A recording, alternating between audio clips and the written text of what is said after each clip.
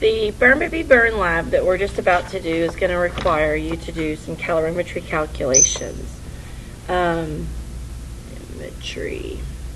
This is a quick video just to remind you how to do those calculations. You're going to need your formulas that we gave you in class. Looks something like these. One of these we're not going to personally use in class. The main formula that you're going to use is this one right here. That enables you to calculate calories.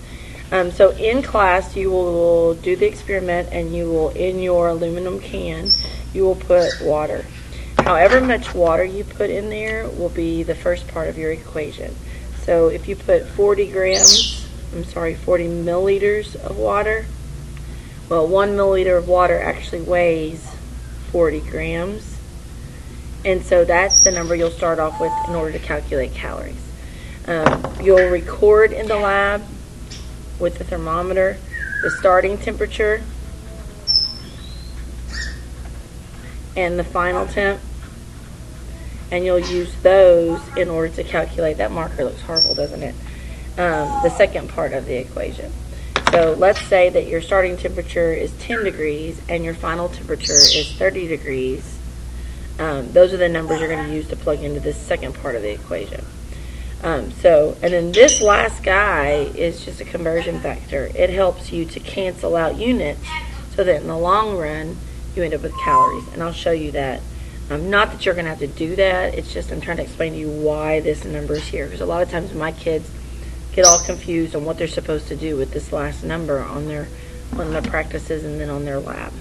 So for this example that I gave you right here, to calculate the number of little c calories, and remember, little c calories is the amount of energy that it takes to raise 1 gram of water 1 degree Celsius. That is not the same thing as this calorie right here. This calorie right there is a food calorie. And so you have to do a little bit of math to be able to get from a little c calorie to a big C calorie. So in this example right here, you'd start with calories in order to solve for calories. Yep, Gracie's decided to start talking this morning.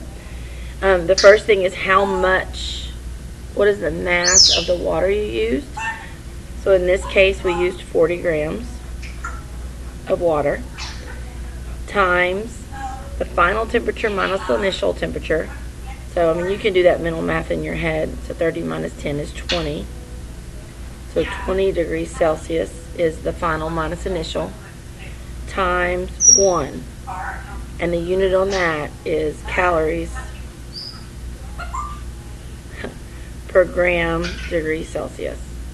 So basically, from maybe dimensional analysis in your past life or whatever, that these guys are over 1.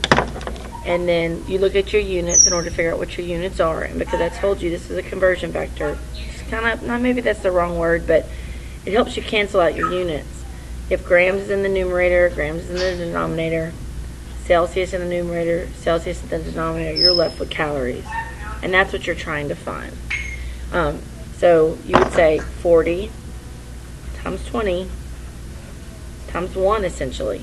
And that would give you 8,000 little c calories.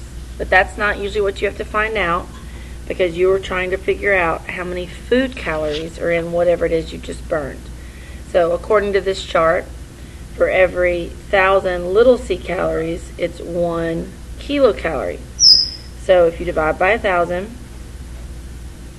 that would give you 8 kilocalories, or 8 big calories. Okay, and dimensional analysis on that would be 8,000 calories. For 1,000 calories, you get 1 kcal, and 1 kcal is 1 food calorie. And again, this is not something you have to do for biology. I'm just explaining to you where this comes from and how we got from here to here. And most of you are going to do it in your head anyway. So that's the simple way in order to do the calculations for calories.